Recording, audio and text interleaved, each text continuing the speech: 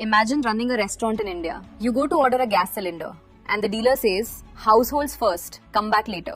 Why? Because a conflict 3,000 kilometers away might decide who gets to cook tonight. A huge portion of India's cooking gas travels through one narrow waterway, the Strait of Hormuz. Nearly 90% of India's LPG imports pass through here. Now, look at the map.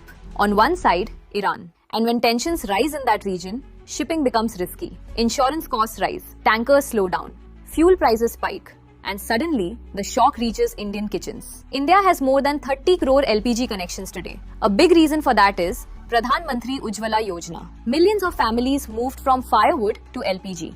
But there's a catch. India imports more than half of its LPG, which means global conflicts can directly affect the price and supply of cooking gas. So when supply becomes uncertain, the government has to make a choice. Who gets gas first? Households. Not restaurants, not hotels, not catering businesses. Commercial cylinders are often restricted first, so domestic kitchens keep running. That's why restaurants in several cities suddenly face shortages, while households still receive their refills. It's not a market decision. It's a policy decision. To reduce this risk, India is trying several things. Diversifying LPG imports beyond the Gulf, increasing domestic production, expanding piped natural gas networks, and encouraging electric cooking alternatives. All aimed at one thing: energy security. Because as long as India depends on imported LPG, a crisis in West Asia can still affect what happens in Indian kitchens.